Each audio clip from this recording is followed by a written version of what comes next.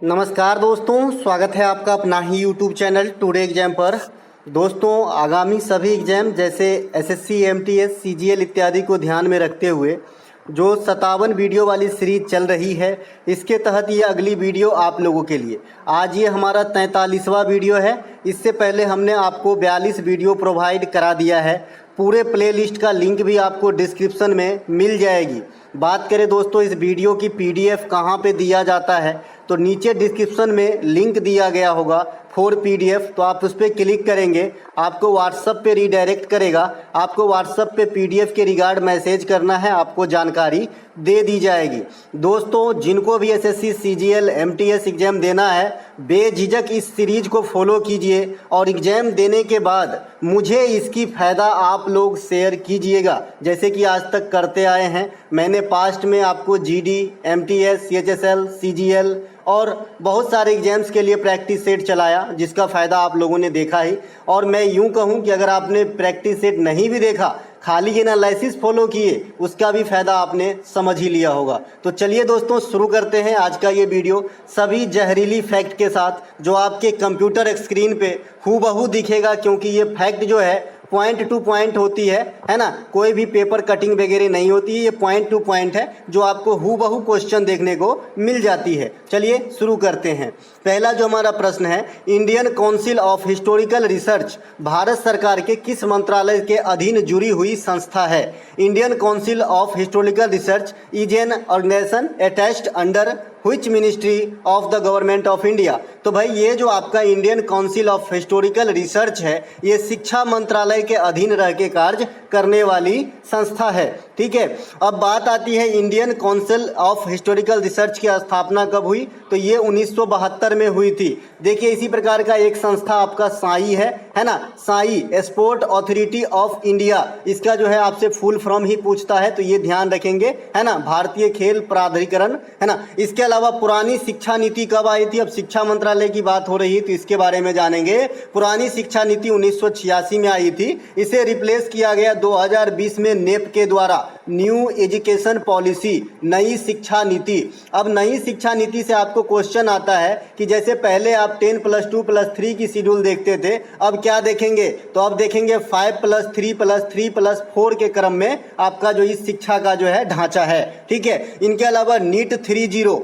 ये क्या है? तो ये योजना है एक, जो कौन चलाए हैं? शिक्षा मंत्रालय के द्वारा लॉन्च किया गया है। इस योजना में क्या होगा, जो हायर एजुकेशन प्राप्त करेगा उनको जो है सुविधा मुहैया कराने के लिए ये योजना नीट 30 लागू किया गया है। वर्तमान में भारत सरकार के शिक्षा मंत्री कौन है? तो धर्मेंद्र प्रधान जो है वर्तमान में भारत सरकार के शिक्षा मंत्री है। प्रथम शिक्षा मंत्री हमारे मौलाना अबुल कलाम आज़ाद साहब हुए। इन्हीं के जन्मदिन पे हम प्रतिवर्ष 11 नवंबर को राष्ट्रीय शिक्षा दिवस के रूप में मनाते हैं। आई होप अच्छा मजा आ रहा होगा। चलते हैं हम आगे। अगला जो हमारा प्रश्न है, चंद्रयान 3 2023 तथा मंगलयान 2013 जैसे इसरो की महत्वाकांक्षी परियोजना से जुड़े रहने वाली किस भारतीय महिला को रॉकेट वुमेन ऑफ इंडिया के नाम से जानते हैं? Which Indian women who is associated with ISRO's ambitious project like Chandrayaan 3 and Mangalyaan is also known as rocket women of India?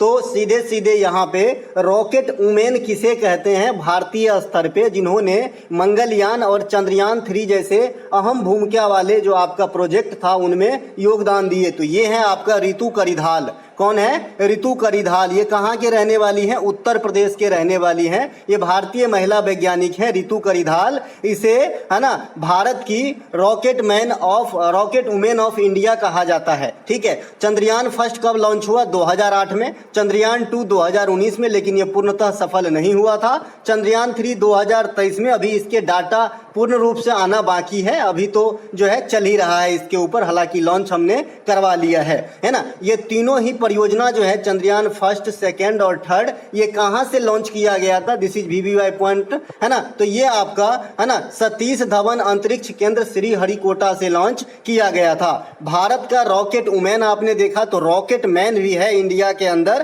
तो रॉकेट मैन कौन है? के सिवन साहब। अब ये के सिवन साहब कौन है? तो इसरो के भूतपूर्व चीफ हैं। इससे पहले जो अभी वर्तमान में सोमनाथ साहब हैं। तो सोमनाथ साहब से पहले के सिवन साहब थे। इन्हें भारत का रॉकेट मैन ऑफ इंडिया कहा जाता है। इसरो की स्थापना की बात करेंगे तो 15 अगस्त 1969 को इसरो की स्थापना हुई थी। इसका मुख्यालय जो है आपका बंगलुरु में है। बंगलुरु को भारत का सिलिकॉन वैली कहा जाता है और ओरिजिनल सिलिकॉन वैली आपका कहाँ पे है? यूएसए में है। तो ये सभी बात ध्यान में रखेंगे। ओरिजिनल सिलिकॉन वैली वाली भी बात ध्यान जरूर रखना है, क्योंकि ये जो है बहुत सारे बातों से लेकर विवाद में आ चुका था। ठीक है भाई, तो ये क्वेश्चन आने की संभावना बढ़ जाती है। तो अभी आपने रॉकेट वुमेन देखा रितु करिगाल, रॉकेट मैन देखा के सिवन, इसरो के बारे में समझा, वर्तमान में इसरो के चीफ सोमनाथ साहब हैं। ये आपने देखा तीनों जो परियोजना है ये कब लॉन्च हुआ? साथ ही मंगलयान 2013 में लॉन्च हुआ। ठीक है भाई, भारत के मिसाइल मैन किसे कहा जाते हैं? एपीजे अब्दुल कलाम साहब को, जो अपने चैनल का लोगो भी हैं, आदर्श पुरुष हैं। और हमारा जो है यही होना चाहिए, ऐसे पुरुष को ही अपना जो है मतलब आइकन चुने, है ना भैया।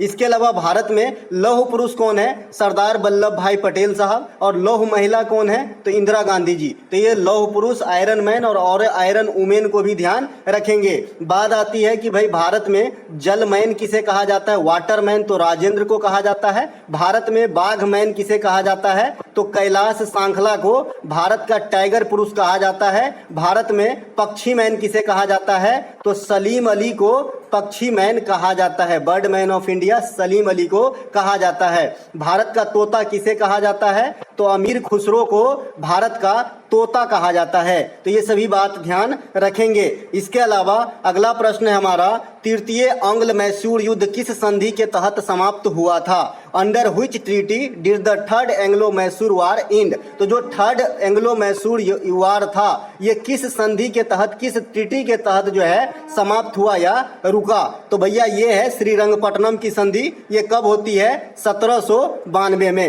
तृतीय एंग्लो मैसूर युद्ध का कार्यकाल 1790 से 1792, 1790 में स्टार्ट हुआ, 1792 में श्रीरंगपट्टनम की संधि के थ्रू जो है ये समाप्त हुआ था। इस युद्ध में निजाम, अब निजाम आप समझ गए होंगे कहाँ का होगा, है ना। और इसमें जो है मराठा, निजाम और मराठा ये दोनों किसके साथ, किसके तरफ से लड़े थे? तो अंग्रेज के तरफ से लड़े थे। ये बात ध्यान रखेंगे, क्योंकि हम जो है भावना में बह के ये क्वेश्चन एग्जाम में गलत कर लेते हैं। क्योंकि हमको लगता है कि जो आपका निजाम वगैरह था ये तो देसी आदमी है, तो भला अंग्रेज का साथ क्यों देगा? लेकिन ऐसा नहीं है। उस समय क्या हुआ, टीपू सुल्तान जो है एक उभरता हुआ सितारा बनता जा रहा था, अपने पावर के थ्रू अपनी विस्तार जो है बढ़ाते जा रहे थे। तो इनसे जो है मतलब ये अंग्रेज के तरफ से लड़े ताकि इस पे अंकुश कसा जा सके और हमारा जो है क्षेत्रीय प्रसार हो। ठीक है, समझ रहे हैं भाई। जैसे आजकल ही आप देख लीजिए, जैसे मतलब समाज में अपने यहाँ क्या है, जैसे कोई आदमी बढ़ रहा है तो सबसे पहले उसकी टांग पकड़ के खींचो। ठीक है, तो ये आज की बात नहीं है, ये प्राचीन काल से चलता आ रहा है। तो निजाम भी जो है अंग्रेज के तरफ से लड़े थे।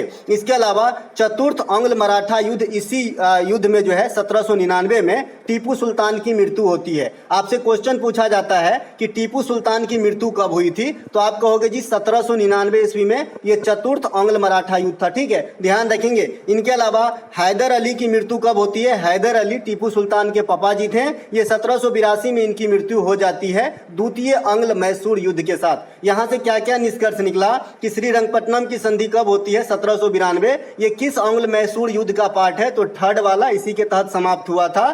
थर्ड आंग्ल मैसूर युद्ध का कार्यकाल 1790 से 92। इसमें कौन कौन लड़े थे? तो अंग्रेज के तरफ से निजाम और इधर टीपू सुल्तान थे। इनके अलावा चतुर्थ आंग्ल मैसूर युद्ध में किसकी मृत्यु होती है? टीपू सुल्तान की। और सेकेंड आंग्ल मैसूर युद्ध में किसकी मृत्यु होती है? तो टीपू सुल्तान के पिताजी हैदर अली का। इसके अलावा अगला प्रश्न हमारा, मानव विकास सूचकांक HDI 2022 भारत का मूल्य क्या है? देखिए, एक तो आपका रैंकिंग के हिसाब से आप जानते हैं, लेकिन CGL 2023 में मूल्य के हिसाब से, वैल्यू के हिसाब से यही क्वेश्चन को पूछ दिया और अधिकांश बच्चे दांत खटखटाते रह गए। ठीक है भाई, रैंकिंग जानते हुए भी नहीं कर पाए, क्योंकि मूल्य अलग चीज है। What is the value of human development index HDI 2022 India, है ना। तो ये हमारा 0.633 है। ठीक है, तो ये ध्यान रखेंगे, है ना। 2021-22 में भारत का HDI रैंकिंग 132 है। इससे पिछला साल हमारा 131 था। इसका मतलब जो है हमारा घटा है कि बढ़ा है? आप हमारा स्थिति इस हिसाब से अगर रैंक को देखें 131 से 132 हुआ तो हम अच्छे कर रहे हैं कि हमारा जो है रैंक में गड़बड़ी आया है ये आप लोग मुझे कमेंट करेंगे। 2020-21 में यह रैंकिंग 131 था, बता दिया है ना। भारतीय उपमहाद्वीप में सर्वश्रेष्ठ प्रदर्शन करने वाला देश जो है श्रीलंका है, क्राइसिस के बावजूद। ठीक है भाई, इनका जो रैंक है 73वां है और इसका वैल्यू जो है 0.782 है। ठीक है, इसके अलावा HDI रैंकिंग में सर्वश्रेष्ठ जो है सबसे ऊपर में कौन रहता है? तो जो भी अच्छे चीज है, मैं आपको बता दूं, जो भी अच्छे चीज है मतलब लिविंग स्टैंडर्ड के लेवल से, तो भाई सबसे ऊपर में दो ही देश रहते हैं, एक तो या आपका स्विट्जरलैंड या नॉर्वे हो सकता है। स्विट्जरलैंड, नॉर्वे, फिनलैंड ये सब जो है ऊपर रहने वाले देशों में है। ठीक है, अगर पासपोर्ट की बात आए तो सबसे ऊपर जापान रहता है। तो ये क्वेश्चन बाय डिफॉल्ट में ही रखिएगा, पासपोर्ट आए तो सबसे ऊपर जापान ही रहेगा, है ना। और यही बदलता घटता रहता है, थोड़ा बहुत, एक कभी 2 हो जाएगा, कभी 1 हो जाएगा, लेकिन मोस्टली ऑफ केस में जो है जापान पासपोर्ट में एक ही नंबर पे रहता है। और जो ये आपका HDI है इसमें जो है जनरली स्विट्जरलैंड ही 1 नंबर पे रहते हैं। भाई बात इसकी कारण है ना कि भाई पॉपुलेशन ही कम है,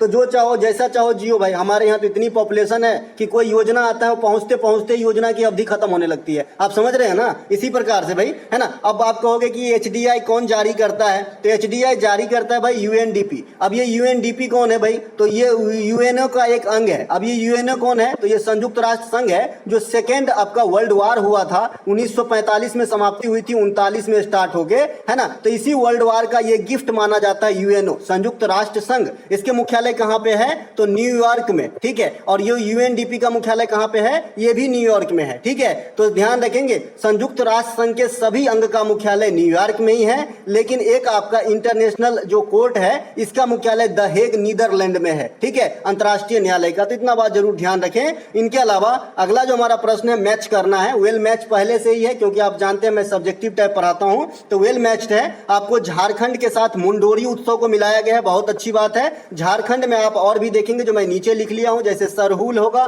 है ना। इसके अलावा आपका झारखंड के अंदर रोहिणी फेस्टिवल भी होगा, है ना। तो ये सब झारखंड के अंदर है। झारखंड के अंदर छोटा नागपुर का पठार होगा, झारखंड के अंदर जादूगोरा जो यूरेनियम खान है ये होगा, झारखंड के अंदर झरिया कोयला का खान होगा। तो ये सब झारखंड के अंदर है दादा। इसके अलावा झारखंड के अंदर जो है स्वर्ण रेखा नदी पर हुंडरू जलप्रपात है ना, जो इंडिया का सबसे छोटा जलप्रपात भी माना जाता है। तो ये बात भी ध्यान रखें। इनके अलावा हिमाचल प्रदेश, इसमें क्या होता है? चैतरौल, ये भी एक त्योहार का नाम है। हिमाचल प्रदेश में आप त्योहार रख लीजिएगा फुलाइच महोत्सव, है ना, ये काफी बार पूछे जाते हैं। नाटी डांस पूछे जाते हैं, है ना। रोहतांग दर्रा, जिसका नाम अब अटल सुरंग है, ये भी आपका हिमाचल प्रदेश में ही है ना। इनके अलावा तेलंगाना का मैच किया गया है बोनालू से, बहुत अच्छी बात है। बोनालू, बथुकम्मा, मेदराम जात्रा त्योहार, ये सभी तेलंगाना के हैं। राजस्थान में गेर नृत्य, ये भी बराबर वेल मैच्ड है। इसके अलावा अब आते हैं, इसका थोड़ा सा और देख लेते हैं। झारखंड का आने वाला त्योहार सरहुल है, कर्मा है, रोहिणी है, बता दिया। हिमाचल प्रदेश के अन्य त्योहार और नाटी डांस, कुल्लू दशहरा, साजो फेस्टिवल, माघ साजी त्योहार, ये भी आपका जो है हिमाचल प्रदेश में ही मनाया जाता है। इसके अलावा तेलंगाना का जो उत्सव है ये आपका बथुकम्मा है, मेदराम जात्रा त्योहार है ना, ये सब तेलंगाना का है। बोनालू महोत्सव है। इसके अलावा राजस्थान का त्योहार है आपका गणगौर है, पनिहारी है, कठपुतली है, चंग है, घूमर है, कलबेलिया है। ये सब आपके कहाँ के हो जाएंगे? तो राजस्थान के त्योहार हो जाएंगे। अगला हमारा जो प्रश्न है, लुसाने डायमंड लीग 2023 में नीरज चोपड़ा ने कितने मीटर भाला फेंककर विनर रहा? In the Lausanne diamond league 2023 how many metres did the Neeraj Chopra become the winner by throwing the javelin? तो भाई आप जानते हैं कि नीरज चोपड़ा सबसे पहले जेवलिन थ्रो के जो है प्लेयर है। तो इन्होंने जो है अभी लुसाने डायमंड लीग 2023 जीत लिया है। तो ये 87.66 है ना मीटर जो है भाला फेंक दिया। भाई साहब अपने को तो सोच के ही लगता है कि 5 मिनट तो चल के जाने में लगेगा यार। इसके अलावा नीरज चोपड़ा ने पिछले साल 2022 में डायमंड लीग जीता था, है ना। तो ये कितने मीटर फेंके थे पिछले साल? तो 88.44 मीटर पिछले साल। इस बार आपका 87.66 फेंके हैं, फिर भी विनर रहा है। ठीक है भाई। दोहा डायमंड लीग ये भी 2023 में हुआ, ये 2022 की बात था जो अभी 88.44 बताया। 2023 में दोहा हुआ है, ये 88.67 सभी रिकॉर्ड तोड़ते हुए यहाँ पे आ गए हैं। इसके अलावा टोक्यो ओलंपिक 2020 जहाँ पे हमें एकमात्र गोल्ड मिला था नीरज चोपड़ा के द्वारा, यहाँ पर 87.58 मीटर जो है भाला फेंके थे। टोक्यो ओलंपिक 2020 में एकमात्र गोल्ड नीरज चोपड़ा के द्वारा ही जीता गया था। 7 पदक मिले थे हमें। में, एगो गोल्ड, 2 गो रजत और 4 गो ब्रांज मिला था। 2 गो रजत में आपको ध्यान रखना है, एगो नीरज चोपड़ा, सॉरी मीराबाई चानू, एगो रवि दहिया, ठीक है। तो दोनों रजत का भी हिसाब किताब आपके पास रखना है, टोक्यो ओलंपिक वाला, है ना भैया। अगला ओलंपिक 2024 में जो है ये आपका पेरिस के अंदर होगा। आई होप वहां पे हम 7 से 17 पदक जीते भाई। इसके अलावा नीरज चोपड़ा को गोल्डन बॉय भी कहा जाता है। भारतीय संविधान के अनुच्छेद 172 का संबंध किससे है? What is article 172 of the Indian constitution related to? तो भाई ये राज्य विधानमंडल की जो अवधि होती है इनसे संबंधित है आपका क्या? आर्टिकल 172। अब विधानमंडल कहने का हमारा क्या सेंस है यहाँ पे? जैसे आपने जो बच्चे नए होते हैं ना, नए नए तैयारी करते हैं, तो विधानसभा, विधायिका, विधानमंडल, विधान परिषद हो गए, चटनी हो गई सब चीज की। ऐसा नहीं करना है। जैसे आप केंद्र में संसद को जानते हैं भैया, कि किसको जानते हैं? संसद को। तो इनके जो 2 सदन है, हालांकि राष्ट्रपति भी इनके अभिन्न अंग है, तो मैं अभी सदन की बात कर रहा हूं। तो संसद के हमारा लोकसभा और राज्यसभा है, तो इसको हम कंबाइंड रूप से संसद कह देते हैं। उसी प्रकार से राज्य के अंदर जो विधानसभा होते हैं और विधान परिषद होते हैं, इन दोनों को कंबाइंड रूप से हम विधायिका कह देते हैं, या फिर राज्य विधायिका कह देते हैं, या फिर विधानमंडल कह देते हैं। अच्छा लगा होगा भाई, है ना। तो भैया ये जो है राज्य के विधानमंडल की जो कार्य अवधि है, ये आपका 172 में डिफाइन किया गया है। राज्य में कार्यपालिका का प्रमुख कौन होता है? तो राज्यपाल। केंद्र में कार्यपालिका का प्रधान कौन होता है? तो प्रेसिडेंट। केंद्र में कार्यपालिका का प्रधान प्रेसिडेंट। भारतीय संसद से संबंधित अनुच्छेद कौन सा है? 79। अभी संसद में परिभाषा वगैरह को दर्शाया गया है, जिसमें बताया गया है कि लोकसभा, राज्यसभा और प्रेसिडेंट, इन तीनों से मिलकर जो है भारतीय संसद का निर्माण होती है। ठीक है भाई, यहाँ पे राज्यसभा रहा, यहाँ लोकसभा रहा, यहाँ प्रेसिडेंट रहा, ये तीनों मिलकर जो है बनती है। इसके अलावा प्रेसिडेंट के आर्टिकल तो आपको पता ही होगा कि 52 से लेकर 61 तक तो लगातार प्रेसिडेंट की है। इसके अलावा 121 भी है जो अध्यादेश जारी करते हैं प्रेसिडेंट, 72 भी है क्षमादान जो देते हैं, 108 है जो आपका ज्वाइंट सीटिंग बुलाते हैं, 76 है महान्यायवादी की नियुक्ति करते हैं, 75 का एक है प्रधानमंत्री की नियुक्ति करते हैं। ये सभी जो है प्रेसिडेंट के आर्टिकल्स हैं, है ना भाई। तो इनके अलावा फिर मैं अपने यहाँ पे आ जाता हूँ। तो मैं थोड़ा सा राष्ट्रपति साहब के पास चला गया था भाई, अभी अर्जेंट मीटिंग था, मिल के आया, ठीक है भाई। इसके अलावा 79 जो है ये आपका संसद हो गया। संसद क्या होती बता दिया। 80 में लोग राज्यसभा है और 81 में आपका लोकसभा है। मैंने इसे सरल से याद रखा है, स से संसद, 79, 80 राज्यसभा और 81 जो है लोकसभा, ठीक है भाई। इसके अलावा यहाँ से भी क्वेश्चन कभी कभी आ जाता है, बहुत ईजी क्वेश्चन होती है कि लोकसभा में कितनी न्यूनतम उम्र चाहिए और राज्यसभा में। तो राज्यसभा में 30 वर्ष चाहिए और लोकसभा में 25 वर्ष चाहिए। लोकसभा का कार्यकाल 5 वर्ष का होता है, राज्यसभा का कार्यकाल परमानेंट होता है। लोकसभा के सदस्यों का कार्यकाल भी जनरली 5 वर्ष का होता है, राज्यसभा के सदस्यों का कार्यकाल 6 वर्षों का होता है। आई होप ये बात आप समझ पाए, है ना भाई। लोकसभा जो सदन है ये 5 साल तक ही चलेगा, है ना, उससे ज्यादा नहीं चलेगा। हाँ, विषम परिस्थिति में इसे घटाने या बढ़ाने का अधिकार प्रेसिडेंट के पास है, लेकिन जनरली बात कर रहा हूं। लेकिन राज्यसभा का कार्यकाल अस्थायी होता है, राज्यसभा कभी भी विघटित नहीं होता है। लेकिन राज्यसभा के अंदर जो सदस्य हैं उनके कार्यकाल 6 वर्षों का होता है। लोकसभा को आप जनता का सदन कह देते हो, कहां गया भाई, इधर है, जनता का सदन कहते हो। राज्यसभा का को जो है आप राज्यों का प्रतिनिधि सभा कहते हो, ठीक है। अपर सदन कहते हो राज्यसभा को, लोकसभा को निम्न सदन कहते हो। तो डिपेंड करता है कि आप कितने ज्यादा दूर तक जो है याद रख पाते हैं। और मैं हमेशा बताऊंगा कि चीजों को रिलेट करके पढ़ना सीखिए, आप जिंदगी में कभी नहीं भूलिएगा भैया, है ना। इसके अलावा भारत में द्विसदनीय विधायिका वाला कितने स्टेट हैं? तो ये आपका बिहार है, उत्तर प्रदेश, महाराष्ट्र, कर्नाटक, तेलंगाना और आंध्र प्रदेश। तो ये 6 स्टेट हैं जो बाई कैमरल है। बाद बाकी सभी जगह खाली विधानसभा ही है, विधान परिषद नहीं है। ये बाई कैमरल या फिर द्विसदनीय विधायिका कहने का मतलब है कि विधानसभा भी हो और आपका विधान परिषद भी हो। राज्य के अंदर ये चीज जो है 100% ये नहीं है कि विधान परिषद होना ही चाहिए, खाली विधानसभा से भी काम चल रहा है। संविधान के भाग जो 6 है ना, ये राज्यों को डिफाइन करता है, जो आर्टिकल 152 से 237 तक की जानकारी देती है, ठीक है। अगर आप केंद्र की बात करेंगे तो इसे भाग 5 में रखा गया है, जो आपका आर्टिकल 52 से लेके 52 से लेकर 151 तक की जानकारी आपको देगा, ठीक है भाई। तो ये सब ध्यान रखेंगे, है ना। तो कोई भी टॉपिक बैग जो बच्चे बोल रहे हो, सारे टॉपिक बैग वीडियो मैंने बना दिया है, चाहे तो आर्टिकल हो, आर्टिकल की 2 वीडियो बना दिया है, एक ज्यादा इंपॉर्टेंट और एक पूरे आर्टिकल। इसके अलावा नृत्य पे, क्लासिकल डांस पे अलग है, फोक डांस पे अलग है, स्पोर्ट के वीडियो पहले पड़े हैं, लेकिन स्पोर्ट की वीडियो जो है वो 3 महीना पहले है, तो करंट वाला होना पर है। इसके अलावा जनगणना की पहले, पंचवर्षीय योजना की पहली है, सभी फसली त्योहार की पहली है। अब क्या ही बचा है भाई, बताओ ना। वाद्य यंत्र वाले बना ही दिए हैं, है ना, पीरियोडिक टेबल बना ही दिए हैं। तो ये सब सारे कब देखिएगा आप, है ना, जब एग्जाम खत्म हो जाएगा तब। नीचे लिंक पड़ा होगा, अधिकांश वीडियो का देखिएगा, नहीं तो पेज पे जाके देख लीजिएगा, क्योंकि बहुत सारे जो है लिंक वगैरह भी कॉपी पेस्ट करने में जो है मैं थोड़ा सा कच्चा हूं। इनके अलावा मनी इल्यूशन का सिद्धांत किस अर्थशास्त्री ने दिया था? Which economist gave the theory of money evolution? जो मनी इल्यूशन, मुद्रा भ्रम इसे बोलते हैं, क्या? मुद्रा भ्रम, मुद्रा भ्रम बोलते हैं इसे। तो इसका सिद्धांत जो है कौन दिए थे? तो इसका सिद्धांत का नाम है भैया फिशर। इसका पूरा नाम है इरविंग फिशर। ये जो है आपका अर्थशास्त्री का नाम है। इन्होंने मुद्रा भ्रम का सिद्धांत दिया था। इसी प्रकार से आपसे पूछा जाता है कि मुद्रा प्रचलन का सिद्धांत किसने दिया था? मुद्रा प्रचलन का सिद्धांत ग्रेसम दिया था। इन्होंने कहा कि बैड मनी जो है अच्छे मनी को ढकेल के फेंकता है बाजार से। इसके अलावा प्रिंसिपल ऑफ पॉपुलेशन किसने दिया था? तो माल्थस ने दिया था। माल्थस कह रहा है कि भाई जो आपका स्रोत है, जो आजीविका के स्रोत हैं,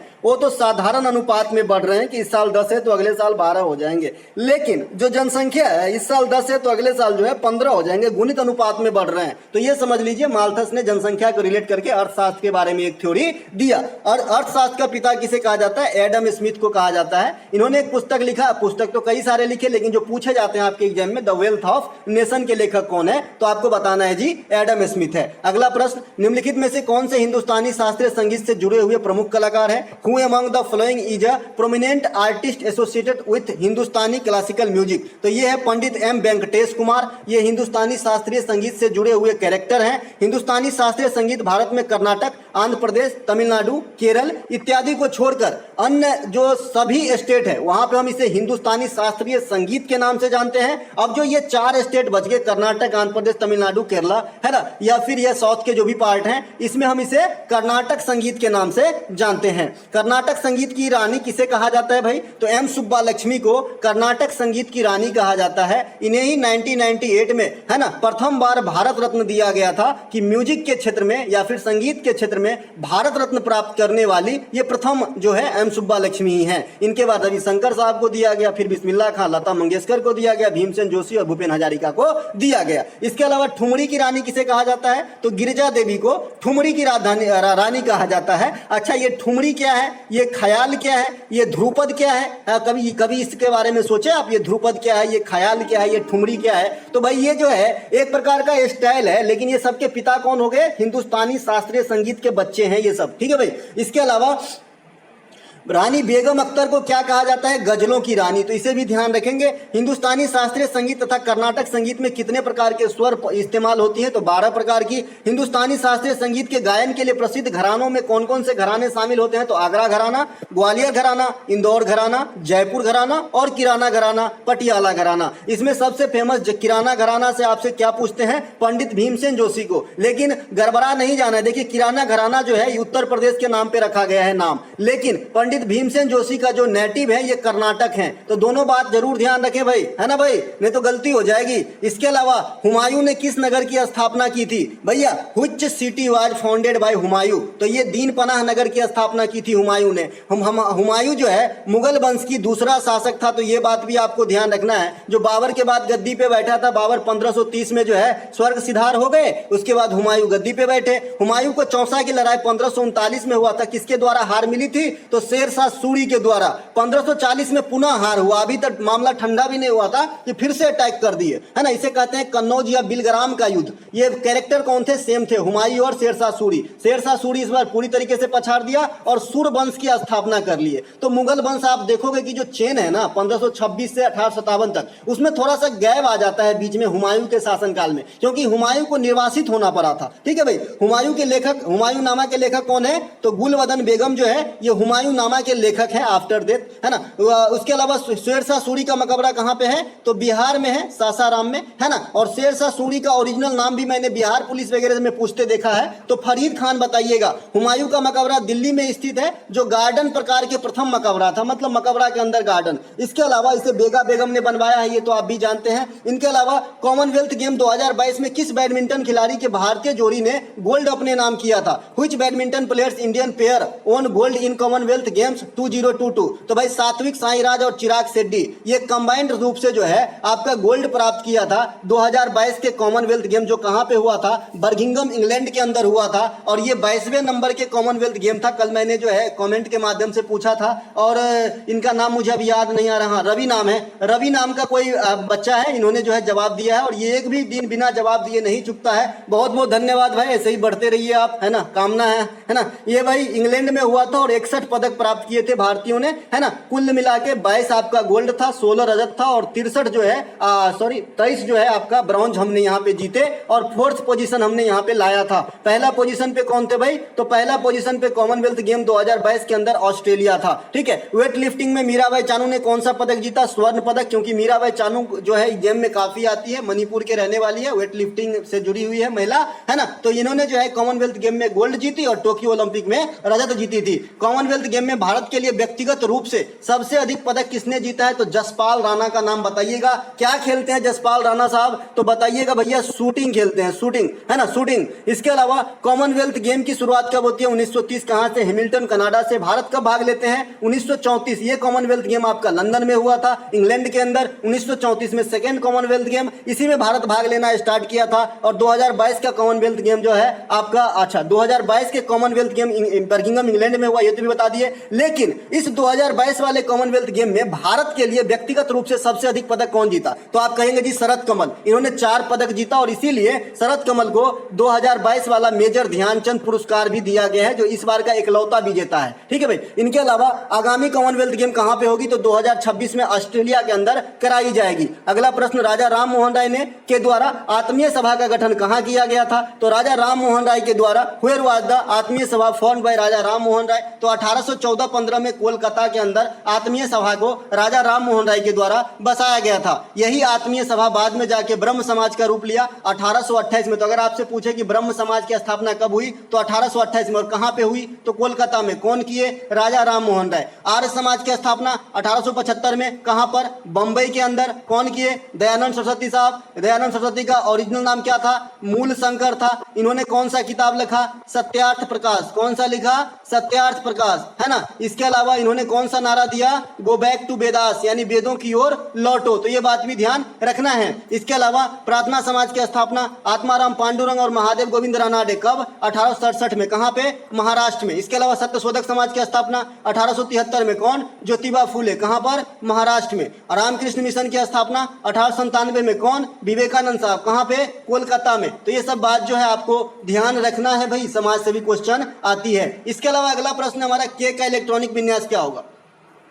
देखिए, जो बच्चे पीडीएफ सिर्फ ले लिए हैं, व्हाट्सएप पे बाय कर लिए हैं और सिर्फ पीडीएफ पढ़ते हैं और वीडियो नहीं देखते हैं, तो उनके लिए एक सलाह है कि जहां पे मान लीजिए आपको, है ना, जहां पे मान लीजिए पूरी फायदा होगी, उसकी फायदा का आप 70% ही लुत्फ उठा पाओगे अगर आपने पीडीएफ ही खाली देखा, है ना भाई। अगर आपने क्लास देखा तो आप मेरा 100% जो है ले सकते हो, जो योगदान है मेरा आपके एग्जाम में या फिर क्वेश्चन मिलवाने में या फिर आपको जो है सहूलियत जैसे भी मैं कर रहा हूँ उसमें अगर 100% आप मेरा लेना चाहते हो, तो मेरी मेहनत की जो है वो देना चाहते हो गुरु दक्षिणा, तो वीडियो भी देखा कीजिए, है ना भाई। अभी देखिए ये इलेक्ट्रॉनिक विन्यास, अब मैं यहाँ पे लिख दूं 1:2, 2:2, 2p6 जो भी होती है, तो आपको क्या ही समझ में आएगा। मान लीजिए कोई बच्चे 8 से पढ़ के रखा है, उनको इलेक्ट्रॉनिक विन्यास के बारे में जानकारी नहीं है, तो पीडीएफ से हो जाएगा। तो याद करने वाली चीज थोड़ी है, कुछ चीज समझने वाली भी होती है ना। तो ऐसे प्रश्नों के लिए आप जरूर देखें वीडियो भैया, मैं तो यही सजेशन दूंगा, है ना। अरे पूरा मत देखिए, एक दिन में थोड़ी देखिए, है ना, लेकिन देखिए जरूर, है ना भाई। अगर एग्जाम के बाद अगर आपने देख के गया तो इसका फायदा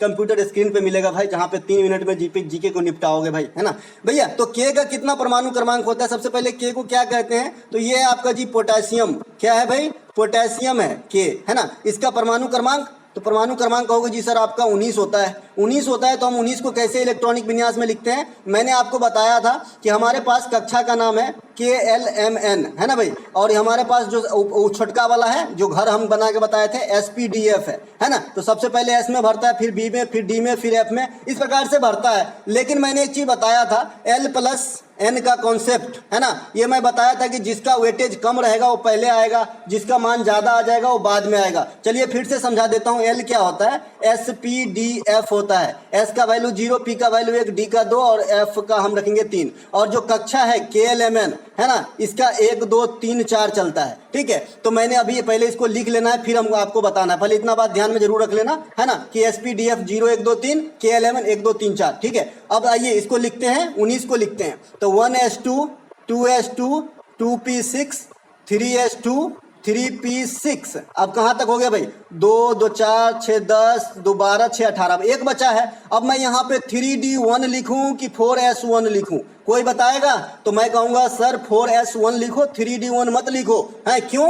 आपको अभी बताया कि भाई p के बाद d कक्षा भरता है, तो s क्यों ले आए पहले? d को क्यों स्किप कर रहे हो? तो मैं इसलिए कर रहा हूँ l प्लस n के कॉन्सेप्ट, जैसा मैंने अभी बताया था। अगर आप 3d को और 4s को इसमें बैठाएंगे तो 4s का मान कम आएगा। जैसे 4 और s का मान कितना था? 0, तो इसका वैल्यू कितना आ गया? 4, क्योंकि 4 भाई कक्षा का नंबर है ना। और 3d तो 3, और d का मान कितना था? SPD 2, तो भाई 2 है ना। तो 3 2 5, तो पहले 4 वाला आएगा, जो कम रहेगा ना वो पहले आएगा। तो इसीलिए 4s पहले आ जाएगा, इसीलिए इसमें d की कोई जरूरत नहीं है। 4s1 इसमें d नहीं आएगा। तो इसका क्या निकला फाइनल भाई?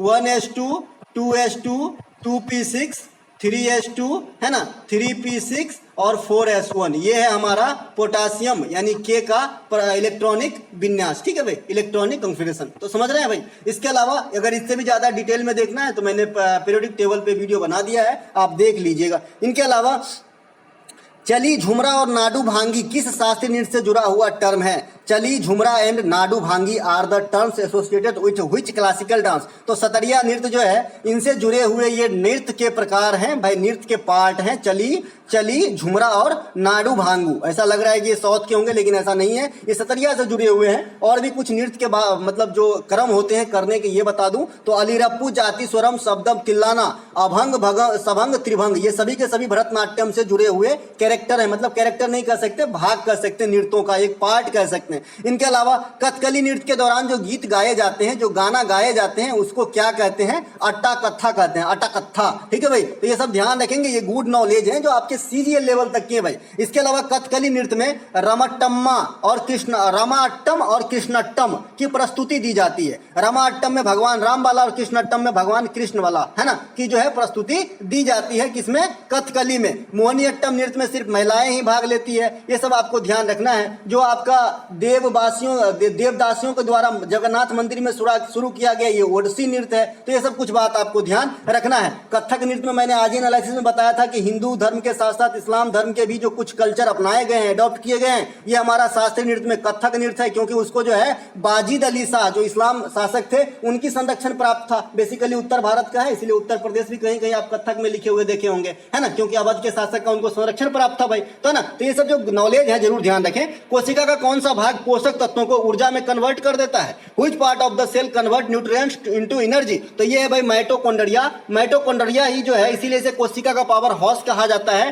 क्योंकि ये जो है आपका ग्लूकोज निर्माण में जो है आपका मदद करता है ना भाई। इनके अलावा आत्महत्या की थैली ऊर्जा कन्वर्ट करने में मदद करता है। ATP का नाम सुने होंगे ना, किसी दिन अच्छे से इसको समझा देंगे भाई। लाइसोसोम को कहा जाता है आत्महत्या की थैली, है ना। इनके अलावा कोशिका का डाकघर या ट्रैफिक पुलिस किसे कहते हैं? गोल्जी बॉडी या गोल्गी बॉडी को कहते हैं। मैंने कोशिका के बारे में आपको शुरू से अंत तक समझा चुका हूं, खोज से लेके और उसके आगे की चीज कि भाई ये इतना छोटा होता है, इसमें क्या क्या होता है ना, इसमें क्या क्या होता है? केंद्रक होता है, माइटोकॉन्ड्रिया होता है, राइबोसोम होता है, सेंट्रोसोम होता है, गोल्जी बॉडी होता है, और क्या है भाई माइटोकॉन्ड्रिया, ये सब केंद्रक वगैरह जो भी होती है ना, मैंने इसमें आपको बता चुका है।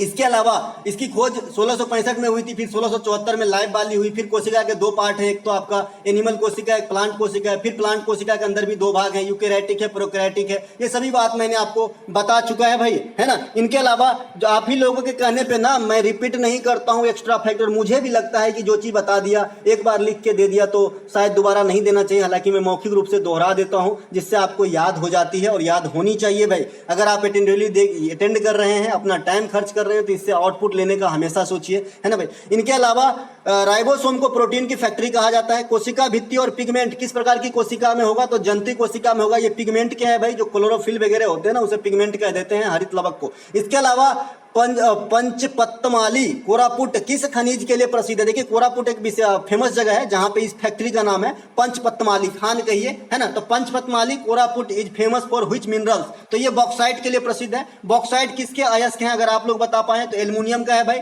उड़ीसा की सबसे ऊंची चोटी जो है कौन सी है? देवमाली। अगर देवमाली ऑप्शन में नहीं है तो क्या मारोगे? महेंद्रगिरी, है ना। क्या मारोगे? महेंद्रगिरी। इसके अलावा उड़ीसा की बादाम पहाड़ी किस लिए फेमस है? आयरन ओर के लिए, लौह अयस्क के लिए। कद्रमुख कर्नाटक किस लिए फेमस है? लौह अयस्क के लिए। वर्तमान में सबसे ज्यादा लौह अयस्क कहां से खनन हो रही है? उड़ीसा के बादाम पहाड़ी से। इसीलिए उड़ीसा जो है अभी आयरन प्रोड्यूसर में इंडिया के अंदर अभी टॉप पे चल रहे हैं। बालाघाट मध्य प्रदेश जहां पे मलाज खंड है वो किस लिए प्रसिद्ध है भाई? तांबा के लिए। खेतरी राजस्थान किस लिए प्रसिद्ध है? तांबा के लिए। इसके अलावा बिहार का बांका रख लीजिएगा, अभी अभी सोना का यहाँ पे थोड़ा सा पता चला है। इसके अलावा वर्तमान में मध्य प्रदेश राज्य तांबा का सबसे अधिक उत्खनन करता है, वही मलाजखंड बालाघाट वाला। एगो देखिए बालासोर है जो अलग जगह पे है, बालाघाट है मध्य प्रदेश के अंदर डिस्ट्रिक्ट है। इनके अलावा नेट इन्वेस्टमेंट निकालने के लिए ग्रॉस इन्वेस्टमेंट में से क्या घटाते हैं? What is subtracted from the gross investment to get the net investment? तो भाई डिप्रिसिएशन माने मूल्यह्रास, मूल्यह्रास को अगर घटा देंगे तो आपका जो है नेट इन्वेस्टमेंट में निकल जाएगा, अगर ग्रॉस इन्वेस्टमेंट में से जो है अगर आप डिप्रिसिएशन को घटा देंगे। उसी प्रकार से आपसे पूछता है कि नेट डोमेस्टिक प्रोडक्ट निकालने के लिए जीडीपी में से क्या घटाते हैं? तो आप वहीं पर भी सेम चीज, मूल्यह्रास अगर जीडीपी में से घटा देंगे तो आपका जो है नेट डोमेस्टिक प्रोडक्ट जो है निकल जाएगा। ठीक है, जीएनपी और जीडीपी में रिलेशन मैं बता चुका हूं, इसीलिए यहाँ पे लिखा नहीं हूं, सिर्फ यहाँ पे याद दिलाने के लिए लिखा हूं। जीएनपी क्या होती है? जीएनपी जो होती है जीडीपी प्लस विदेश से प्राप्त आय माइनस विदेशी द्वारा देश में कमाए गए धन, है ना, घटा देते हैं। जैसे राम सऊदी अरब में जाके कमा रहा था तो उसको जीडीपी में जोड़ रहे थे, और सैम जो है उड़ीसा में आके कमा रहा था तो उसको घटा रहे थे। जीडीपी के साथ ये समीकरण जब बनाते हैं तो हमारा जीएनपी निकलता है। एनएनपी क्या होता है? तो भाई ये जो होती है किसी देश की राष्ट्रीय आय होती है या फिर प्रति व्यक्ति आय जो है एनएनपी से ही ज्ञात किया जाता है। आपसे डायरेक्ट क्वेश्चन पूछता है कि प्रति व्यक्ति आय निकालने के लिए निम्नलिखित में से जीडीपी का इस्तेमाल करते हैं कि एनएनपी का कि एनडीपी का, इस प्रकार से तो आप कहोगे जी एनएनपी का। इसके अलावा भारत का 79वां ग्रैंड मास्टर कौन बना है? 79वां grand master who has become the 79th grand master of India? तो ये एम प्रणेश बना है ना। एम प्रणेश भारतीय राज्य तमिलनाडु के रहने वाले हैं। अब 79वां पूछा गया है तो इसका जो है एक देखिए, जो टेनिस के मास्टर होते हैं ग्रैंड मास्टर, सॉरी शतरंज के, उनके जो है इलो पॉइंट्स पूछे जाते हैं। तो बताइएगा कि ये 2500 इलो पॉइंट्स को क्रॉस किए थे तभी ये ग्रैंड मास्टर बने थे एम प्रणेश बाबा। ठीक है भाई। 78वें ग्रैंड मास्टर कौन है? कौस्तुभम चटर्जी। 80वें ग्रैंड मास्टर कौन है?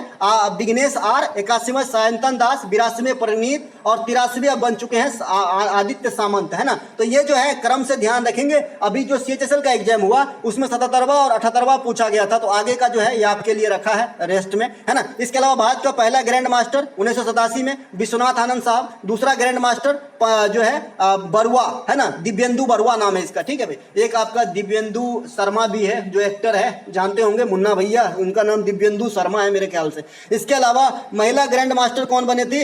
एस विजया लक्ष्मी, है ना भाई। इनके अलावा विश्व ब्लिट्ज शतरंज चैंपियनशिप 2022 में जो है रजत कौन जीती है? करंट सेक्शन का क्वेश्चन है इसीलिए उंगली से छाप है, तो ये कोनेरू हम्पी ने जीती है, तो ये बात भी ध्यान रखेंगे। और यहीं पर इसी ब्लिट्ज चैंपियनशिप के अंदर अगर कांस्य पदक की बात करेगा तो सविता जीती है। सविता, ये भी शतरंज के खिलाड़ी है, भारत की महिला है। ठीक है भाई। तो ये भी जीती है, ये कांस्य जीती है सविता इसी प्रतियोगिता में, है ना। और यहाँ पे जो है रजत जो है ब्लिट्ज वाला चैंपियनशिप 2022 में कोनेरू हम्पी ने रजत जीती है ना। इनके अलावा बैगा लोक नृत्य किस राज्य से संबंधित है? Baiga folk dance related to which state? तो ये मध्य प्रदेश से संबंधित है। मध्य प्रदेश के अंदर मालवा उत्सव, चेतियागिरी उत्सव, खजुराहो महोत्सव, मांडू महोत्सव, माच डांस, मटकी डांस, ये सभी के सभी कहां पे आपको देखने को मिलेगा? सैला भी रख लीजिएगा एक। सैला छत्तीसगढ़ में भी होता है और मध्य प्रदेश में भी होता है, इसीलिए नहीं बताया क्योंकि पहले बता चुका है विश्लेषण के साथ। तो ये मध्य प्रदेश में ही होगा। ये सभी के सभी कर्मा सुआ राउत नाचा महोत्सव, सिरपुर महोत्सव, बस्तर दशहरा, सैला देखिए यहाँ छत्तीसगढ़ में भी है, पंडवानी, ये सभी के सभी छत्तीसगढ़ में होंगे। इनके अलावा चरकुला,